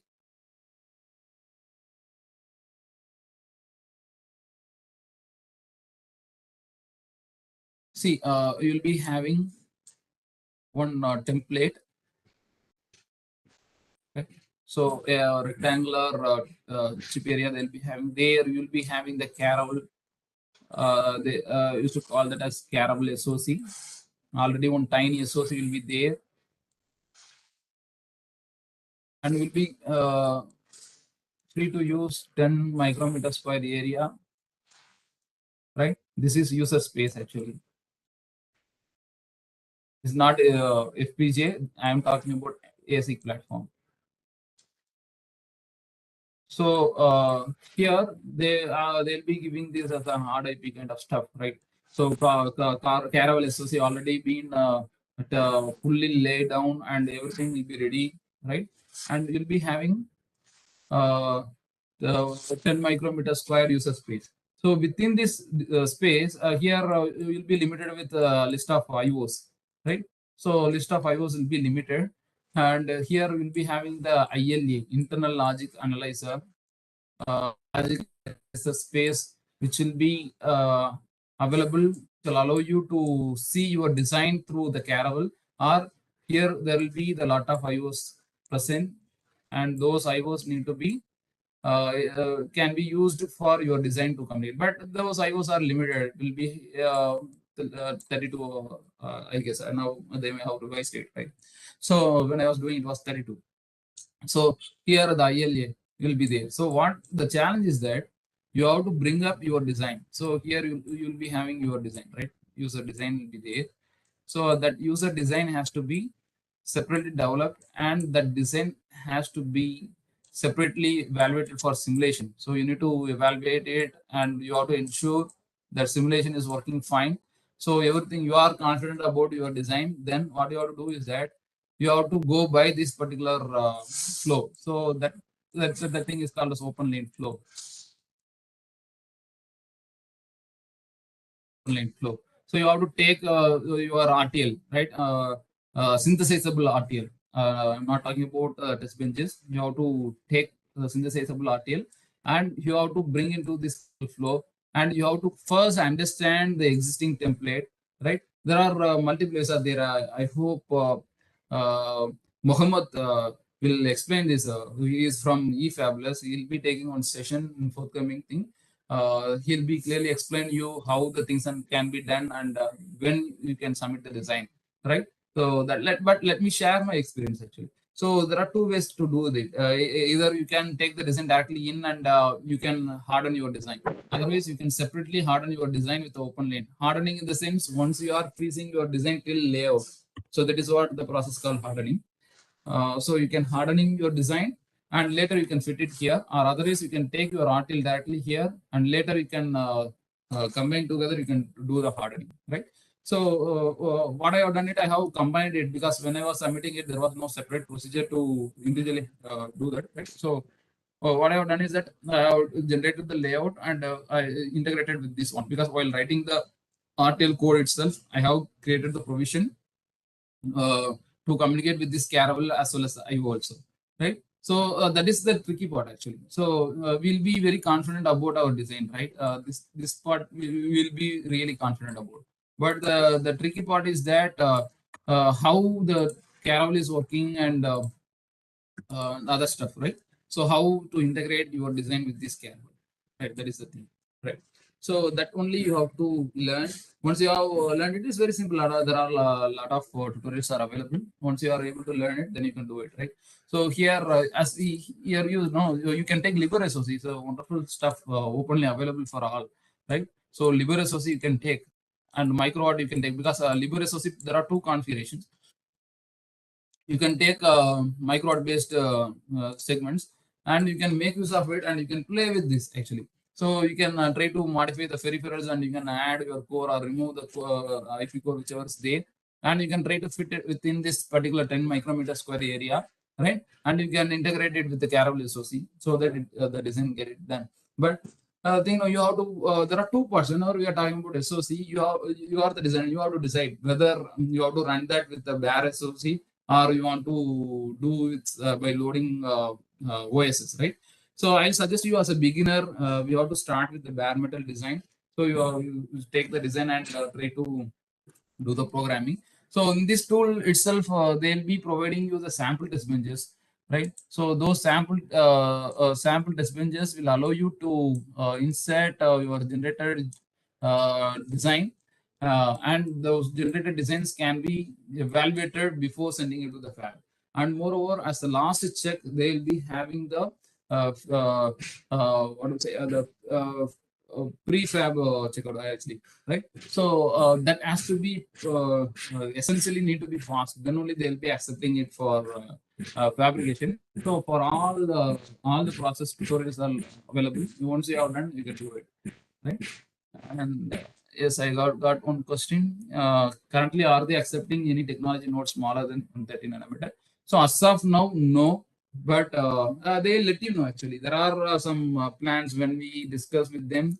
Yes, there are plans are there to bring down the technology because Skyward is a US based one. So they are trying to bring down the technology. In near future, we'll be get to know the notification actually. So for that you can prepare. But for the academic purpose, academic and research purpose, right? So if you start to actually if you want to fabricate your IC, right, then it may cost you nearly 20 to 30 lakh based on your complexity of design and the space required. But that too, you never know whether after fabrication your design will work or not, right?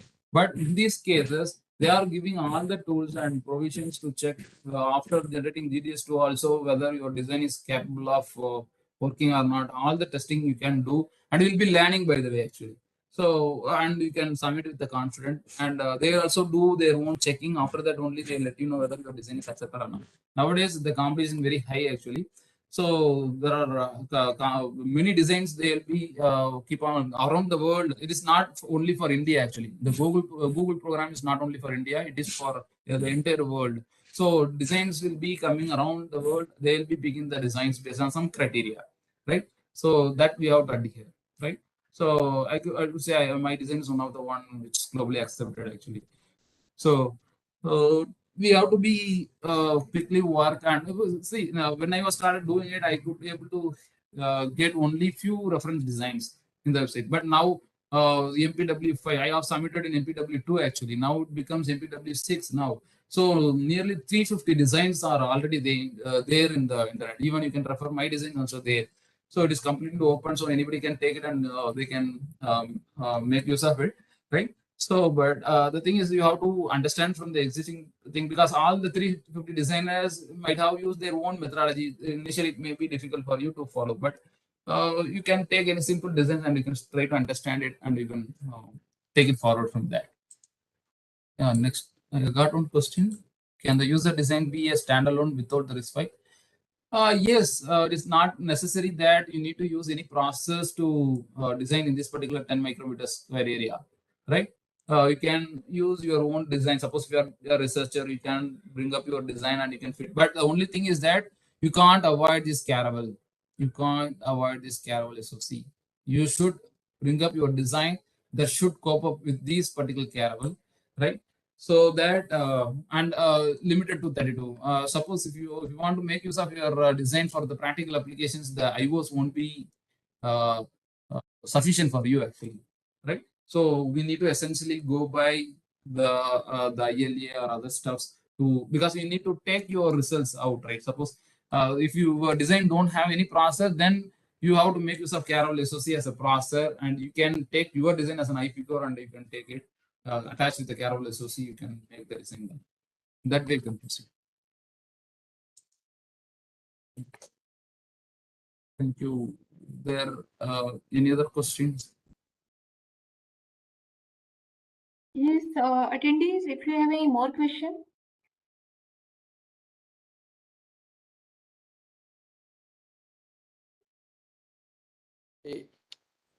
So, huh? I think no more questions. So thank you so much, sir, Dr. Okay. Manikandan. Hold on. Thank you so much for enlightening our audience. And it was really very good. So open source software you have told for complete SOC. So it was really very good for all of our audience. Especially BTech students cannot have the licensed version to work at their own system. So it will be really very helpful for them. Thank you so much, So, sir.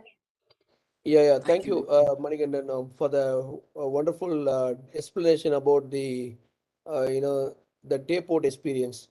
And with this kind of tapeout experience, always, students, can get motivated and, and do some kind of work too.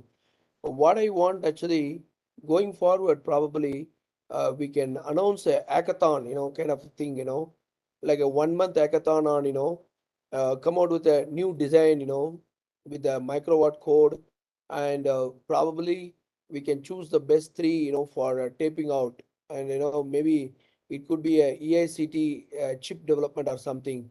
We can work with the Mohammad and his team to see whether they can let us, to do the tape out also. Um, maybe with the help of Professor Vineet, we can put a plan around that. Yeah, sure. Sure, we can take it forward. We can have an interested group and we can take them to forward because, we are discussing with the people to get the prefabrication for us, right? So that we can do that actually. Yes, we can work Yeah. out the plan. So Professor Vineet, actually, I'm, if I think I see you there, but if you are, inclined to this kind of idea, we can work on a plan, like we can shortlist, some 30 students, to work on this tape out experience from your teams. Okay. Menka, you can note down this and you can update Vineet on that actually, so that we can have a plan around this. Sure, sir. Sure, sir. So basically, the people have to, learn more about the microwatt and, maybe add on some features, and then, uh, a new So, design, yes, I have, a Dr. R.S. Meena new has requested, please link share that the we are link coming. of softwares. Hello? Yeah, Ganesan, your voice is a little bit breaking. Yeah, no. What is that question? Yes, ma'am, you can ask. Free software link they want.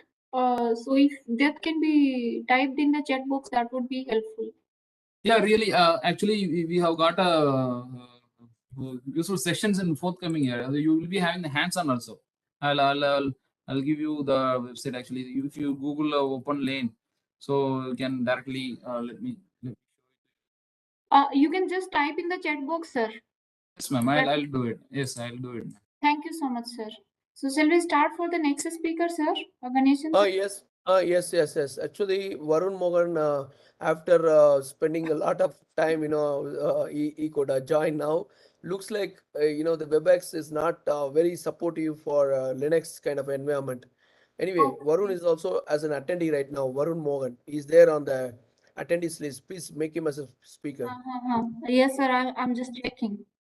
So For your thank you very much, yes, Dr. ma'am. Manikandan, for a nice presentation on behalf of AICT Academy, MNIT Jaipur, and all other partnering academies, sir. Thank you, sir. Thank you, ma'am. For your information, Windows 11 also got issue, ma'am, with the WebEx. Actually, I struggle a lot today morning. Okay. Thank you, ma'am. Actually, I am also not very frequent user of WebEx, so I also don't know. Yes, ma'am. Previously, I was used with Windows 10. It was working fine, but now I migrated to Windows 11. It was created issues actually. Unexpectedly, it was created. I apologize again for it for the causes. Yeah. Yes. Thank you, ma'am. Thank you. Oh, thank you, Manikandan. Thank you.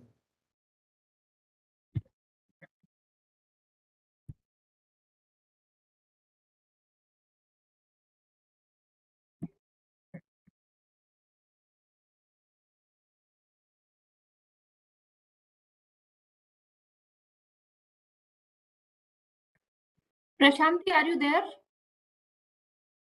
Prashanti. Yes, ma'am. So actually, I have logged in with the EICT Academy, and you have given the host permissions to my personal ID. Can you change the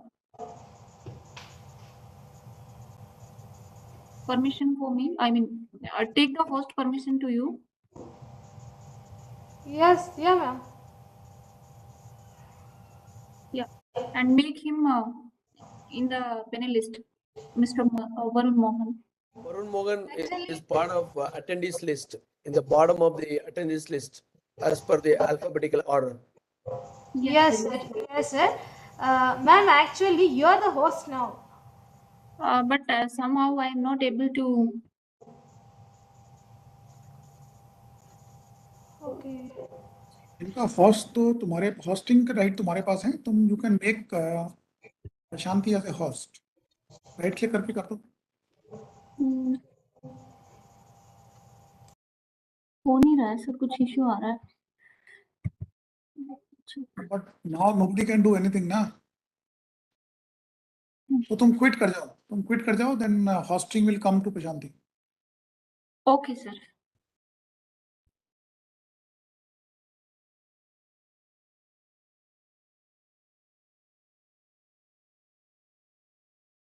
quit नहीं हो रहा है sir.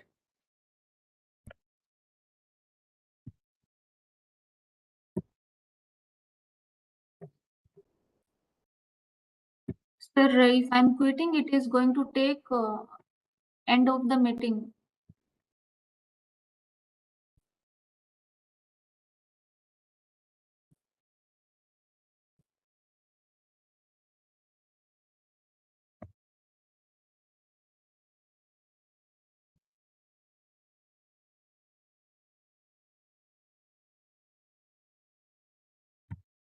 Okay, by the time, let me introduce Mr. Varun Mohan. So, welcome, sir, Mr. Varun Mohan. We welcome you on behalf of AICT Academy Jaipur. Mr. Varun Mohan is MTech graduate at National Institute of Electronics and Information Technology. He is interested in RTL design and building system and accelerators for FPGAs. He is very keen about bare metal C programming, hardware software co-design and computer architectures. So Prashanti, welcome sir. Yes, sir. Menaka, Prashanti, Yes, sir. Mr. Varun Mohan has joined, but he's visible in attendees. So pick him up from the attendees and make him panelist. Yes, sir. But I am not the host, sir. Yeah, yeah. Now I can. You make me host. I will do it. You make me Yeah. host.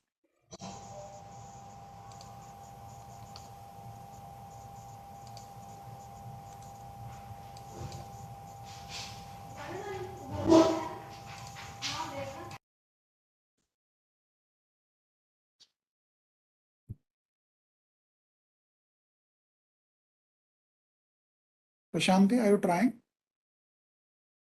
Just a minute, sir. I am making him as a panelist. Yeah, sure. Yeah, sir. Just a minute.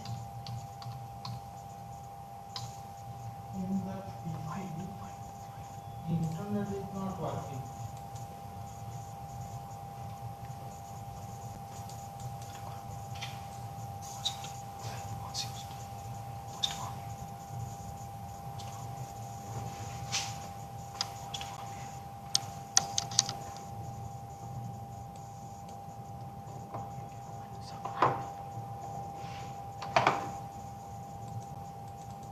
Sir, here I am not able to see the option. Make him as a panelist, sir.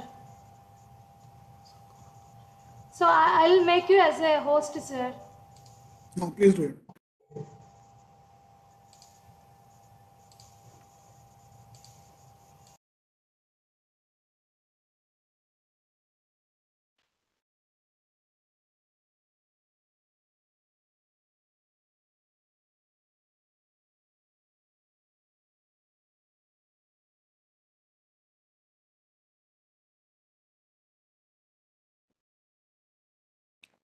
Yeah, Mr. Varun Mohan, I have unmuted you.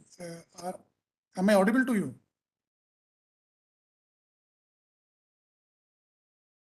Mr. Varun Mohan, you are not audible. I have unmuted you. Mr. Varun Mohan. One second, sir. Once again, I'm trying to get in touch with him over the phone. Mr. Ganeshan, he is appearing in attendees, Yeah. No, I know But that. Actually, the people are now having difficulties with this WebEx.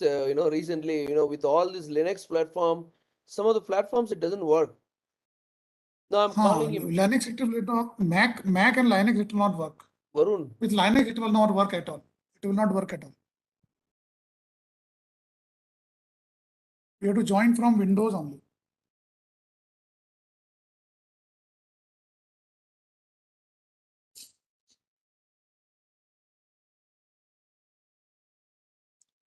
Maybe we can request him to provide his slides so that we can browse his slides. But he can, of course, speak because I have unmuted him.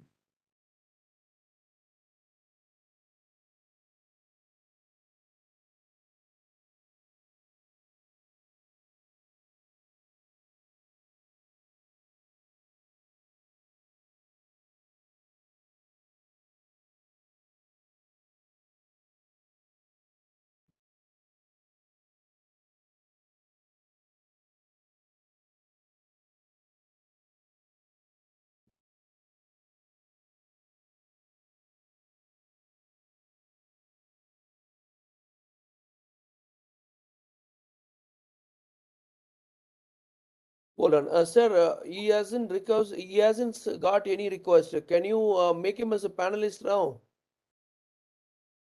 No. The option to make him panelist is not visible to us because I think he would have joined through Mac device or maybe from Linux.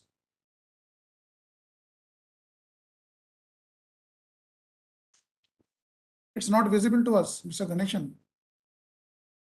We can make anybody else as a panelist, but not him. So there's, the professor is saying, there is your like particular attendee type, not able to make a panelist. Looks like something different happening in the background. So how do we do this? I'm able to chat with him, sir. I'm able to The chat and only thing all. is, he will not be able to present also, even if we do anything else. We can verify what system he's using, OS. No, Linux, Ubuntu. Linux will not work on this WebEx. We cannot make him panelist. It will not work here. I'm sorry for that. I would have No, declared hold it on. first. No, my suggestion is, can he, suppose, I can bring him to my screen, Zoom screen, and he can, because he hasn't have a PPT, he has a demo, like a complete the FPGA demo, very good demo. So what do we do is right now, I, through my screen sharing or something, Zoom, he can log in and hold on. How do we do this? Oh no, I don't think the two things will work.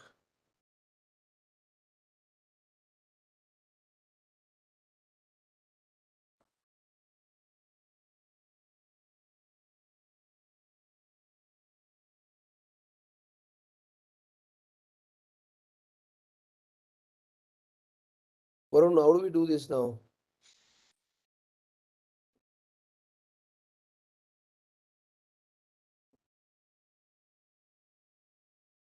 No, but we have a session right now. How long it will take to create a video?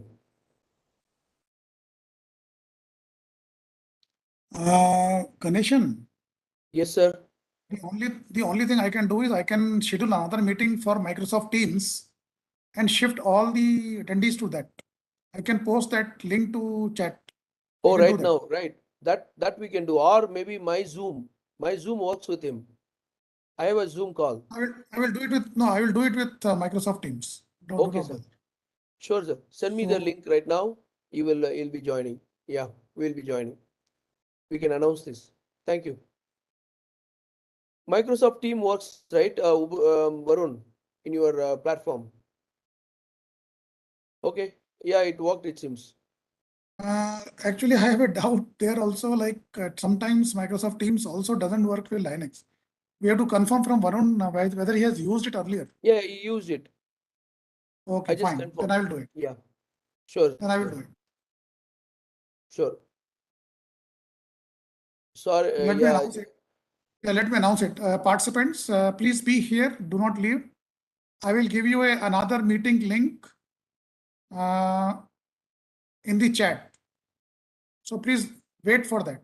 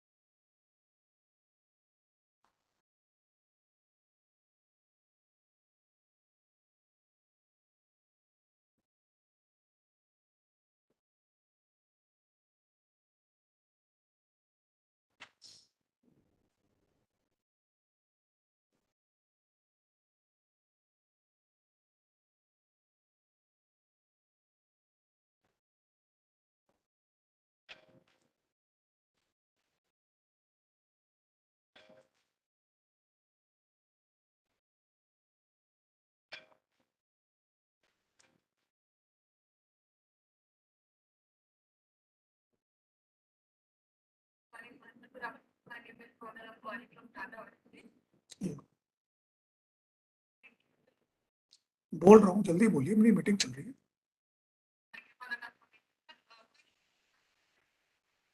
हाँ, that's better. Thank you.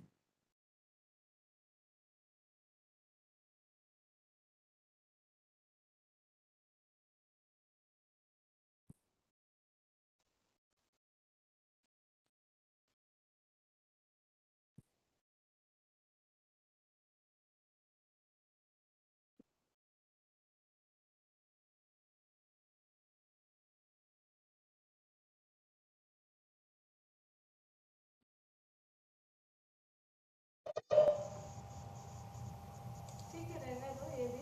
हाँ ये close बढ़िया. नहीं करना, देखते हैं.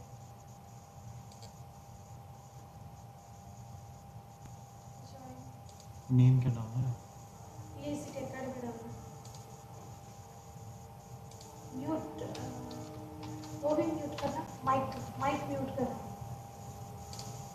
Yes, ये इसी के अकेडमी जयपुर. यस.